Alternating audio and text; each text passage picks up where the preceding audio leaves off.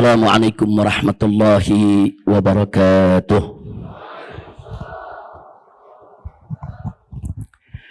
Bismillah, walhamdulillah, wassalatu wassalamu ala rasulillah wa ala alihi wa sahbihi wa mawala. Siyadatul habaib wal masyaikh wal ulama wal dakatirah wal asatidh wa jami'il hadirin al-hibba'il a'izza rahimakumullah. Fi hadhihi al-munasabati as-sa'idati at-tayyibati al-mubarakah la ansa an usiyakum jami'an wa nafsi bi taqwallah wa bi ta'ati Rasulillah sallallahu alaihi wa alihi wa sahbihi wa sallam. فنسأل الله سبحانه وتعالى أن يهدينا إلى صراطه المستقيم ويجعلنا من المتقين آمين يا رب العالمين والحمد لله رب العالمين.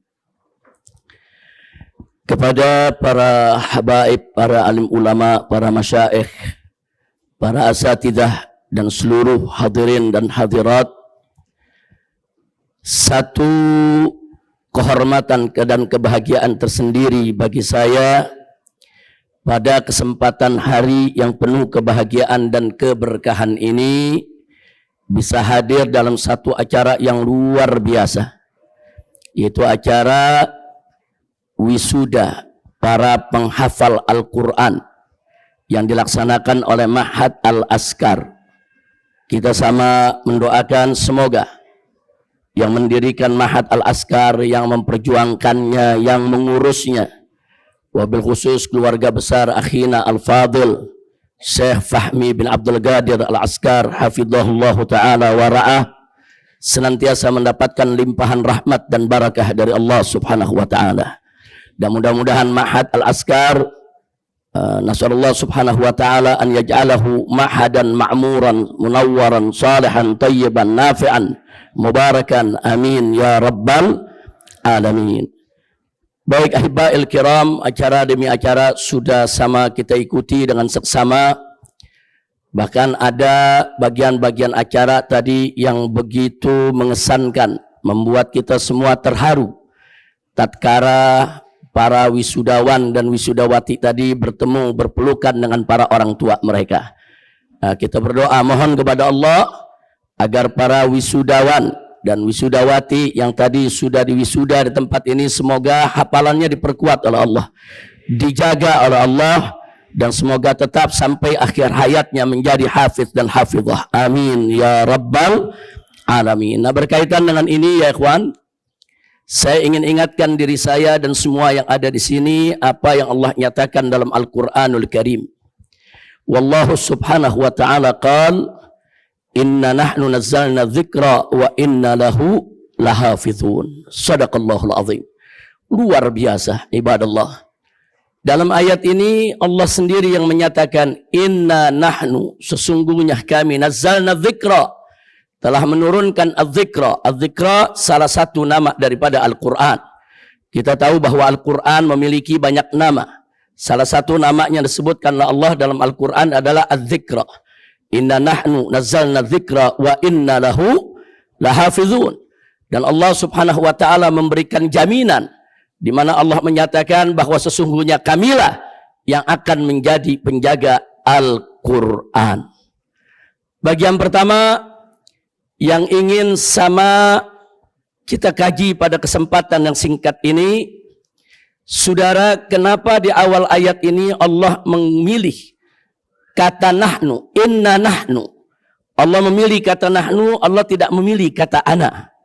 Nahnu kita tahu dalam bahasa Indonesia adalah kami. Sesungguhnya kami yang telah menurunkan Al-Quran, kami. Maka di sini ada dua jawaban yang menarik. Yang pertama, bahwa lafaz nahnu fil lughatil arabiyyah ini biasa digunakan li ta'zim, untuk menunjukkan keagungan Allah subhanahu wa ta'ala. Jadi kami dalam ayat ini bukan untuk menunjukkan adat, tapi untuk menunjukkan ta'zimillahi subhanahu wa ta'ala, untuk kita mengagungkan Allah. Allah maha besar, Allah maha agung, dan Allah maha berhak untuk menggunakan nahnu untuk zatnya, saudara. Itu yang pertama. Tapi ada rahasia lain kedua yang juga perlu kita sama-sama menghayatinya, saudara. Kalau Allah Subhanahu wa taala sudah menyatakan nahnu, ada isyarat. Berarti di sana ada unsur lain yang Allah libatkan. Baik dalam penurunan Al-Quran maupun di dalam penjagaan Al-Quran. Di dalam menurunkan Al-Quran, unsur lain yang Allah libatkan. Pertama adalah malaikat Jibril alaihissalam. Yang Allah libatkan, Allah tugaskan untuk melakukan proses pewahyuan kepada Nabi kita Sayyiduna Muhammad sallallahu alaihi wa alihi wa sahbihi wasallam. Nah, kemudian gak sampai di situ. Kemudian Nabi alaihi salatu wasallam setelah menerima proses pewahyuan Al-Quranul Karim, beliau sampaikan kepada para sahabatnya yang mulia radhiyallahu anhum. Di mana kemudian para sahabatnya menyampaikan ke tabi'in, tabi'in menyampaikan ke tabi'in, dan seterusnya sampai ke zaman kita sekarang ini. Jadi bagaimana Allah menurunkan Al-Quran kepada kita melalui proses pewahyuan, melalui malaikat Jibril kepada Nabi. Kemudian Nabi menyampaikan ke sahabat, sahabat menyampaikan ke tabi'in, tabi'in menyampaikan ke tabi'in, dan seterusnya sedemikian rupa. Inilah unsur-unsur lain yang dilibatkan oleh Allah Subhanahu wa taala di dalam menyampaikan Al-Quran hingga sampai kepada kita saat ini. Alhamdulillahi Rabbil Alamin. Nah, bagian berikutnya adalah ternyata dilibatkan oleh Allah Subhanahu wa taala ini bukan hanya dalam soal penurunan Al-Quran. Karena berikutnya Allah menyatakan wa inna lahu lahafizun, dan sesungguhnya kami yang akan menjadi penjaga bagi Al-Quran. Nah, di dalam menjaga Al-Quran pun Allah Subhanahu wa taala juga menggunakan kata inna. Lagi-lagi Allah menggunakan kata kami, saudara. Kenapa? Karena ternyata di dalam menjaga Al-Quran Allah juga melibatkan unsur-unsur lain. Allah pilih, Allah berikan tugas kepada mereka untuk menjaga Al-Quran.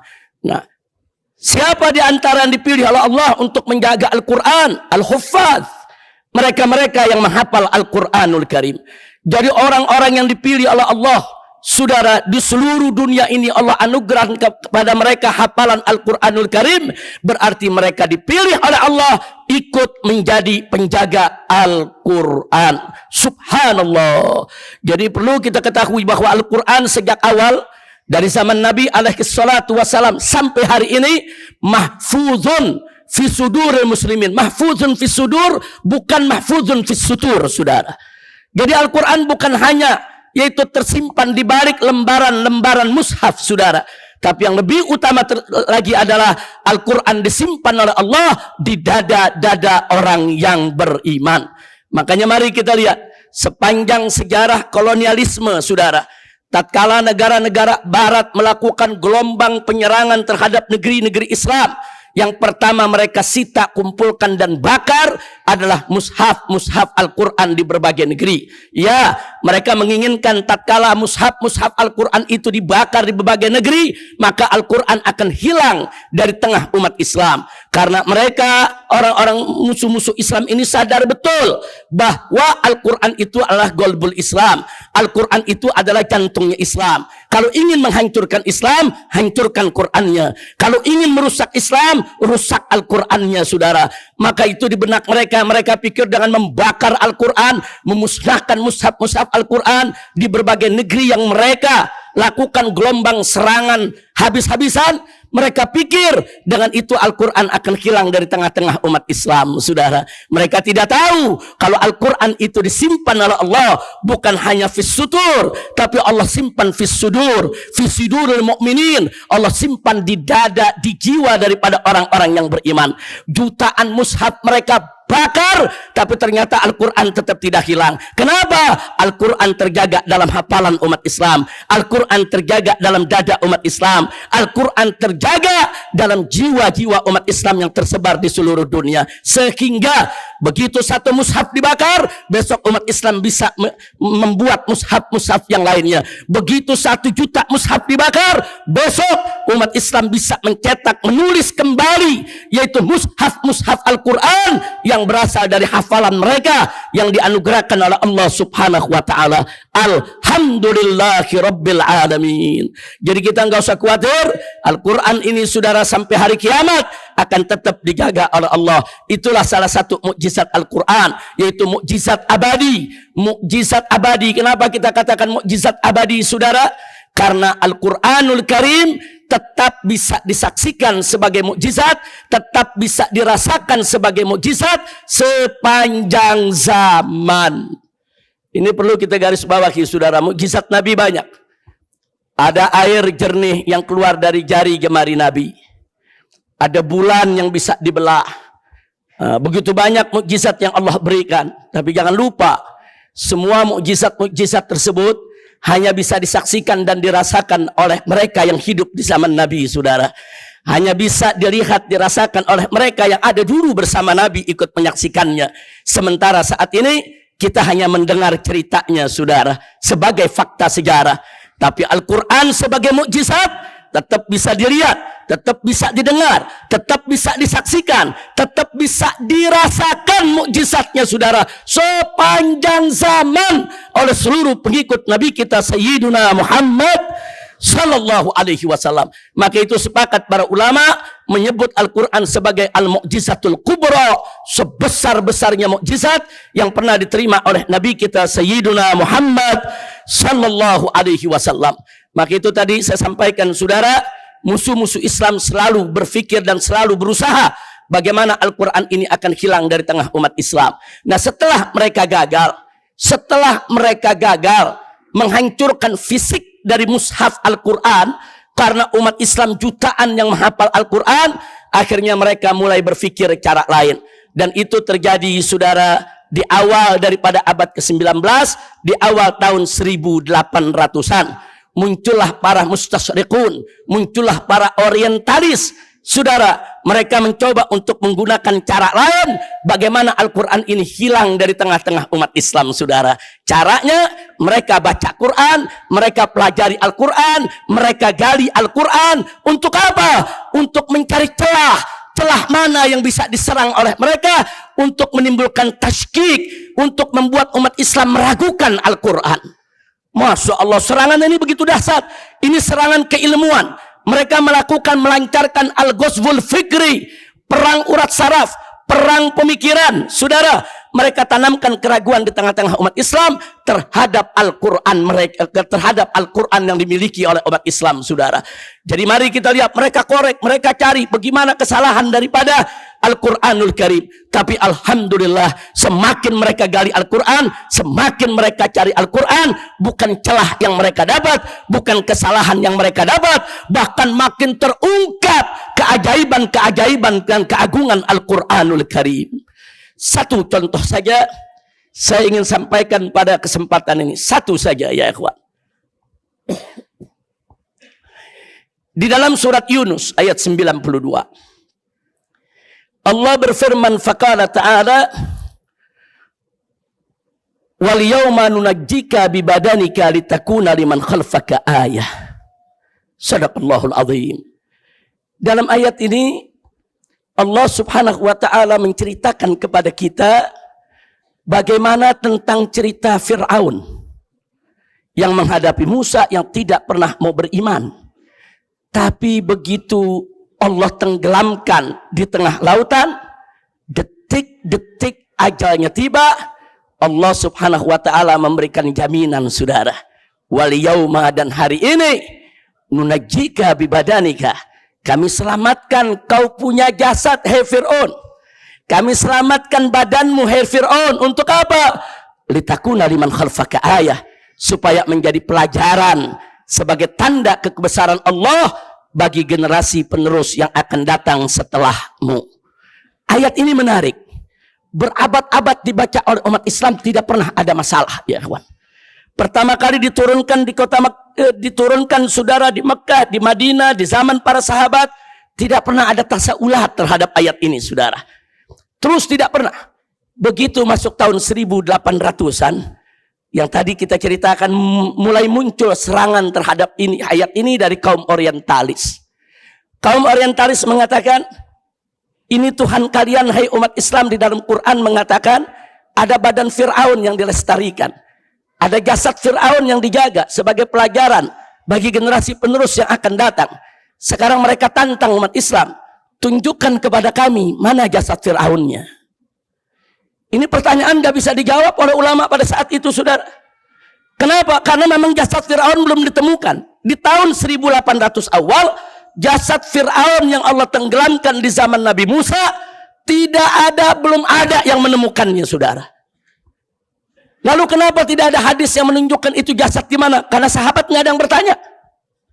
Lalu kenapa tidak ada athar yang menunjukkan di mana jasad tersebut berada, saudara? Karena nggak pernah diperbincangkan oleh para sahabat maupun tabi'in dan tabi'it tabi'in.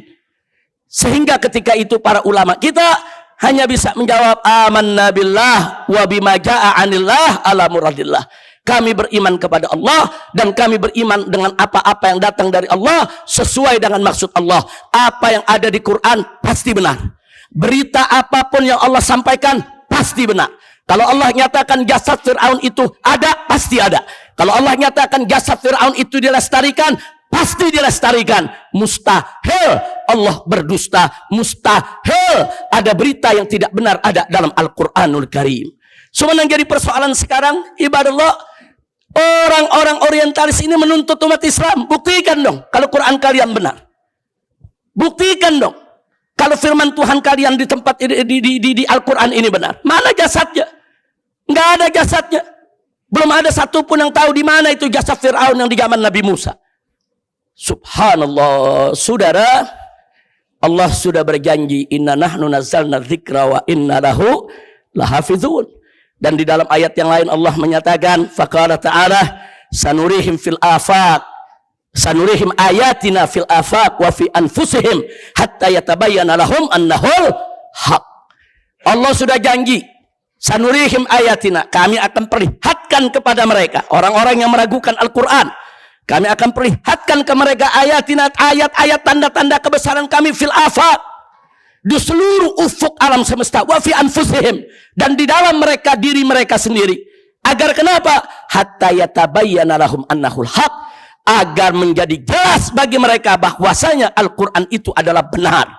Al-Quran itu bukan bohong. Ini Allah sudah janjikan, saudara. Innallaha la yukhliful mi'ad. Allah tidak pernah dan tidak akan pernah mengingkari janjinya. Begitu umat Islam diserang oleh pemikiran orientalis yang membabi buta, begitu para ulama berusaha untuk menjawab semampu sekuat mereka, saudara, menjawab dengan iman, menjawab dengan keyakinan, tapi para orientalis nggak menerima, saudara. Mereka butuh bukti fisik. Mana bukti fisiknya jasad Fir'aun tersebut? Nah, akibatnya apa? Serangan ini, saudara, sempat menggoyahkan kalangan awam umat Islam. Umat Islam yang awam, yang nggak ngerti, yang nggak mendalam, mulai goyang, saudara. Akhirnya apa mereka bilang? Ternyata Al-Quran isinya hanya dongeng, hanya cerita bohong. Katanya ada jasad Fir'aun, ternyata nggak ada. Hei umat Islam, kenapa kau masih percaya Al-Quran? Ternyata Al-Quran isinya hanya khurafat, hanya cerita-cerita dongeng yang tidak bisa dipertanggungjawabkan dan tidak bisa dibuktikan. Begitu goyang, saudara, umat yang di bawah, ulama terus berusaha menjaga iman umat Islam. Begitu di titik yang sudah sangat berbahaya, pertolongan Allah datang, saudara. Subhanallah. Apa yang terjadi? Serangan itu terjadi dari tahun 1800-an, di pertengahan abad ke-19, saudara. 1800-an, 1850-an, 1860-an. Akhirnya, saudara, di tahun 1896, saudara, seorang ahli arkeologi dari Prancis yang bernama Loret melakukan penelitian arkeologi, saudara, di seluruh jazirah Mesir. Karena saat itu Mesir ada di bawah penjajahan Inggris. Sehingga arkeolog Prancis ini dengan leluasa untuk melakukan penelitian. Singkat cerita, di tahun 1896 perjalanan arkeologi Loret ini, saudara, dari Prancis sampai ke satu kota di selatan Mesir yang bernama kota Al-Uqsur, atau orang Indonesia bilangnya Luxor, saudara. Begitu sampai di sana dilakukan penggalian arkeologi di tepi Sungai Nil. Akhirnya di sana ditemukan Wadil Muluk, yang artinya lembah raja-raja, saudara. Ternyata raja-raja Mesir kuno semua dimakamkan di tempat tersebut, saudara. Nah, dari tempat tersebut begitu digali didapatkan beberapa belas mumi. Mumi, saudara, itu jasad daripada raja-raja Mesir yang diawetkan. Biasanya diawetkan secara tradisional. Mereka memakai herbal, memakai dedaunan, memakai pohon, memakai balsam, saudara, supaya jasad itu tidak termakan oleh rayap. Saudara, ada belasan. Mereka dapatkan belasan mumi. Dan kemudian dibungkus, saudara, dengan kain sedemikian rupa agar jasad itu bisa awet. Dan ini hanya dilakukan untuk raja-raja Mesir kuno. Karena Fir'aun itu sebetulnya gelar, saudara. Ada Fir'aun yang pertama, Fir'aun kedua, ada Ramses dan lain sebagainya. Singkat cerita, saudara, titik terang mulai muncul. Belasan mumi Raja Mesir ditemukan. Saudara, ini tahun 1896. Tapi ketika itu pemerintah Perancis yang menjajah Mesir melarang mumi tersebut dibuka, saudara. Tapi sudah mulai ada tasaulat. Oh, jangan-jangan ini salah satunya adalah jasad Fir'aun yang di zaman Nabi Musa. Makanya pemerintah Prancis nggak kasih buka dulu. Karena kalau ini dibuka ternyata betul ada jasad Fir'aun zaman Nabi Musa, maka serangan mereka bubar semua, saudara. Serangan pemikiran mereka selama ini mengganyang umat Islam bubar, saudara. Maka itu, saudara, berita ini mereka sembunyikan. Singkat cerita, saudara, di tahun, saudara, 1900 awal, 920-an, saudara, seorang arkeolog dari Prancis juga, Elion Smith namanya, saudara. Elion Smith ini mendapatkan izin untuk membuka daripada pengikat, membalut daripada mumi-mumi tadi, saudara. Kenapa dibiarkan sampai hampir 30 tahun, saudara? Karena mumi ini nggak boleh sembarang dibuka. Kalau dalam keilmuan takut begitu dibuka, rusak, akhirnya bukti sejarah hilang, saudara. Jadi cara membukanya pun mereka harus pakai teknologi. Mereka tunggu, mereka selidiki sedemikian rupa. Baru di tahun 1920-an dibuka, saudara. Yang buka adalah Elion Smith atas izin pemerintah Perancis. Begitu dibuka, dari sekian belas jasad yang ada, hanya satu jasad yang kelihatannya jauh lebih utuh dibandingkan jasad yang lain, saudara. Jasad yang lain sudah hampir punah. Jasad yang lain sudah hampir rusak, udah, saudara. Tapi ada satu jasad, saudara, yang kelihatan sangat utuh, saudara, dibandingkan jasad-jasad yang lain. Di sini Elion Smith dan kawan-kawan mulai curiga, saudara. Jangan-jangan ini jasad Fir'aun yang ada di zaman Nabi Musa. Tapi itu nggak berani mereka umumkan, saudara. Akhirnya jasad-jasad tersebut dibawa ke Prancis, disimpan di museum di Prancis, disembunyikan sampai tahun 1975. Luar biasa, saudara. Hampir 100 tahun dia sembunyikan. Kenapa disembunyikan? Supaya mereka tetap enak nyerang umat Islam. Mana buktinya? Mana buktinya jasad Fir'aun? Mana buktinya? Itu ayat bohong, itu ayat fiktif, itu ayat khurafat. Dia olok-olok umat Islam, saudara. Tapi alhamdulillah di tahun 1975 seorang ahli forensik Prancis, Profesor Dr. Maurice Bucaille, saudara, dia mendapatkan izin dengan tim forensiknya untuk meneliti jasad dari mumi-mumi tadi, saudara. Begitu diteliti, akhirnya Profesor Dr. Maurice Bucaille, saudara, mendapatkan fakta. Kenapa mumi yang lain kok sudah rusak, hampir hilang, sementara yang satu ini kok lebih awet, lebih utuh, nggak hilang, nggak musnah seperti yang lain.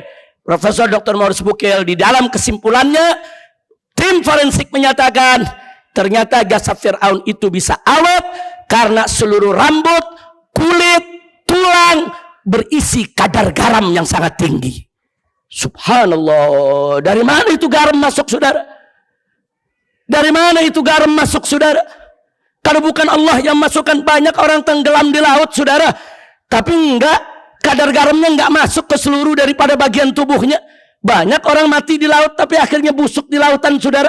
Tapi ini lain. Kalau dia banyak kadar garamnya, kenapa? Karena ini adalah jasad Fir'aun yang ditenggelamkan oleh Allah di lautan, saudara. Allah yang asinin Fir'aun, saudara. Subhanallah. Jadi Maurus Bukel bilang ini bisa dipastikan ini jasad Fir'aun mati karena tenggelam di tengah laut. Seluruh lapisan bagian tubuhnya dari rambutnya, kukunya, tulangnya, kulitnya, saudara, semua mengandung kadar garam yang tinggi sehingga dia tidak rusak dan tidak mudah untuk dimakan rayap. Subhanallah walhamdulillah wa la ilaha illallah wallahu akbar. Artinya apa? Saudara, ulama nggak mampu jawab, umat Islam nggak mampu jawab, serangan kaum orientalis Allah yang jawab, saudara. Innalahu lahafidhun wa innalahu lahafidhun. Jadi begitu mereka serang Al-Quran, Allah yang jawab, saudara. Dan Allah buktikan, saudara, melalui penelitian mereka sendiri, lewat tangan mereka sendiri, saudara. Kenapa? Sebab kalau yang menemukan profesor Islam, kalau yang menemukan dokter Islam, nanti mereka bilang ini hanya mengklaim. Tapi kalau yang menemukan profesor non-Islam, saudara, mereka tidak bisa pungkiri lagi. Nggak sampai di situ. Profesor Maurus Bukel menyelidiki lebih jauh lagi dengan timnya, saudara. Apa dikatakan? Ternyata jasad ini mati berdasarkan ilmu forensik bukan karena tenggelam, tapi karena apa? Karena depresi. Dia kaget, saudara, depresi, gantungnya terserang, semua sarafnya terserang, dan dia mati, saudara. Jadi bukan hanya karena urusan tenggelam. Nah, ternyata begitu kita baca sejarah Fir'aun, bagaimana nggak depresi? Kerajaan dia punya, pasukan dia punya, harta benda dia punya, saudara. Dia yakin dia bakal menang lawan Nabi Musa alaihissalam. Nabi Musa pengikutnya orang-orang miskin. Dia yakin bukan lagi 100%, 1.000.000% dia yakin dia bakal menang. Dia bakal bisa libas itu Musa dan pengikutnya, saudara. Dengan kekayaannya, dengan pasukannya, dengan kekuatannya. Ternyata yang terjadi, seluruh pasukannya ditenggelamkan oleh Allah di tengah lautan. Dia lihat dengan mata kepalanya bagaimana pasukannya dihantam oleh ombak, saudara. Bagaimana kapal-kapal, bagaimana kuda-kuda yang digunakan oleh dia hanyut dalam gelombang, saudara. Semua Allah hancurkan depan mata dia. Dia nggak sangka seorang Musa yang dipandang remeh, seorang Musa yang dipandang rendah, seorang Musa yang bukan raja bisa menghancurkan dia sedemikian rupa, saudara. Kaget, depresi, terserang semua sarafnya, mati, lalu tenggelam. Subhanallah. Saudara, dari situlah akhirnya Profesor Maurus Bukel masuk Islam, saudara. Dari situ, saudara, dia tadinya nggak boleh diumumkan. Dia punya hasil daripada penelitiannya oleh pemerintah Perancis. Tapi dia bilang nggak bisa. Dia masuk Islam, ini kebenaran yang harus diumumkan ke seluruh dunia. Nah, akhirnya begitu diumumkan, satu ayat diserang oleh mereka hampir 100 tahun. Allah jawab. Setelah umat Islam nggak mampu jawab, Allah jawab dengan caranya, saudara. Karena nggak ada jaminan dari Allah kalau mengungkap harus orang Islam, nggak ada jaminan, saudara. Allah bisa mengungkap kebenaran itu dengan cara Allah melalui tangan siapa saja. Yang jelas Allah buktikan di hadapan seluruh umat manusia maha benar apa yang Allah ceritakan dalam Al-Quran. Alhamdulillah. Nah, ini yang saya mau ceritakan sedikit. Artinya, saudara, kita hati-hati di zaman sekarang ini. Mereka tidak lagi membakar fisik Al-Quran. Kalau ada membakar fisik Al-Quran itu cara-cara kuno itu. Udah ketinggalan zaman. Sekarang ini mereka menghancurkan Al-Quran, saudara, dengan jalan mencari celah dalam Al-Quran. Bahkan saat ini, saudara, mereka menantang umat Islam untuk menggunakan hermeneutika di dalam menafsirkan Al-Quran. Hati-hati, saudara. Hermeneutika itu adalah metodologi menafsirkan kitab suci, saudara, yang dicurigai kalau dalam kitab suci tersebut, saudara, ada kata-kata yang sudah dirubah, ada kalimat yang dirubah, dan ini digunakan oleh para orientalis untuk menguji Bible dan menguji Taurat. Hasilnya menggunakan hermeneutik. Setelah mereka uji Bible, mereka uji Taurat, ternyata dalam Bible dan Taurat banyak kepalsuan, saudara. Nah, tahu-tahu sekarang hermeneutik mau dibawa ke Al-Quran, mau dipakai untuk menafsirkan Al-Quran. Tunggu dulu, saudara. Anda tahu salah satu prinsip yang dipegang oleh hermeneutik, siapa yang ingin menggunakan hermeneutik terhadap suatu kitab suci, dia harus yakin dulu kalau di depan dia itu buku biasa, bukan kitab suci, saudara. Ini prinsipnya saja sudah bertentangan dengan ilmu tafsir, saudara. Mana mungkin umat Islam menafsirkan Al-Quran dengan tidak meyakini Al-Quran sebagai kitab suci, ibadah Allah. Maka itu maaf, saya amanatkan betul kepada umat Islam, khususnya kepada para dakatirah. Hari ini hermeneutik ini lagi digandrungi, masuk ke pondok-pondok pesantren, masuk ke perguruan-perguruan tinggi. Jadi maksud saya, kalau hermeneutik ini kita pelajari untuk kita kuliti bahwa dia tidak cocok untuk Al-Quranul Karim, saya sangat mendukung itu. Tapi kalau hermeneutik dipelajari di perguruan tinggi untuk menguliti Al-Quran, nastaghfirullahaladzim wa natubu ilaih. Jangan sampai itu terjadi, ya ikhwan. Nah, saya tidak ingin panjang lebar bicara tentang hermeneutik di sini. Satu ilmu yang cukup luas. Saya hanya ingin mengingatkan, hermeneutik merupakan salah satu senjata bagaimana mendongkel Al-Quran, merusak Al-Quran, mengkuliti Al-Quran, saudara. Untuk apa tujuannya? Untuk taskik, saudara. Untuk supaya umat Islam ragu dengan kitab sucinya, saudara. Nah, maka itu inilah serangan modern sekarang terjadi terhadap Al-Quran. Baiklah, itu saja yang ingin saya sampaikan kepada para wisudawan. Kita ucapkan selamat, yaitu di mana mereka telah berprestasi, mereka telah berkarya, dan terima kasih kepada Yayasan Al-Azkar, yaitu Syekh Fahmi dan kawan-kawan telah menggelar acara ini. Gelar wisuda semacam ini sangat bagus, ikhwan. Jangan nanti dianggap ini mau pamer, ini ria, bukan. Ini merupakan apa? Ini merupakan apresiasi. Kita menghargai pencapaian keilmuan. Orang belajar tahunan menghafal Al-Quran, saudara. Berikan mereka motivasi. Nah, ini salah satu cara apresiasi mereka. Berikan penghargaan, kasih motivasi. Sekaligus ini akan mendorong adik-adik kelasnya untuk ikut berprestasi, saudara. Jadi acara wisuda semacam ini adalah acara yang bagus, sangat manfaat, dan bisa memberikan motivasi kepada kita semua agar kita juga bisa mendorong anak-anak kita agar mau menjadi penghafal Al-Quran, insya Allah. Nah, kemudian kepada para wisudawan yang baru saja diwisuda tadi, yang sudah lulus, tadi diingatkan oleh Profesor Dr. Zaid, saudara, bahwa jangan lupa tuh, yaitu al-murajaah al-mustamirrah. Jangan lupa untuk selalu diulang hafalannya, selalu diulang. Dan yang kedua, tadi beliau amanatkan kepada kita, Profesor Dr. Zaid ini, beliau ingatkan untuk taklim, ajarkan. Karena ilmu kalau diajarkan akan bertambah. Ilmu Al-Quran kalau kita ajarkan, Al-Quran tidak akan meninggalkan kita, ya ikhwan. Insya Allah hafalan itu akan melekat sampai kita menghadap Allah Subhanahu wa Ta'ala. Nah, kemudian yang berikutnya jangan lupa, karena tadi saya dengar di sini datang dari berbagai daerah, tolong para penghafal Quran yang sudah lulus, yang sudah kembali ke daerahnya, tolong sebarluaskan itu Al-Quranul Karim, sebarluaskan ilmu Anda, sebarluaskan, berikan kabar gembira kepada seluruh umat Islam bahwa kitab suci Al-Quran begitu agung, menjadi mukjizat abadi, mukjizat yang paripurna, mukjizat kubra yang terbesar dibandingkan dengan mukjizat-mukjizat lainnya. Kasih kabar gembira kepada seluruh umat Islam yang ada di kampung-kampung Anda, tempat tinggal Anda, bahwa beruntung mereka menjadi pengikut Nabi yang memiliki Al-Quranul Karim. Nah, ini yang ingin saya sampaikan. Jadi betul yang dikatakan Profesor Dr. Zaid tadi, begitu juga yang disampaikan oleh yang lainnya. Jangan sampai setelah selesai wisuda kemudian nggak diamalkan, nggak dimanfaatkan. Sayang sekali. Dan terima kasih kepada Perguruan Tinggi Ilmu Al-Quran, Perguruan Tinggi Ibn Khaldun. Begitu juga tadi ada yang dari Bogor. Ini punya pondok pesantren, ada cabang juga di Surabaya kalau tidak salah.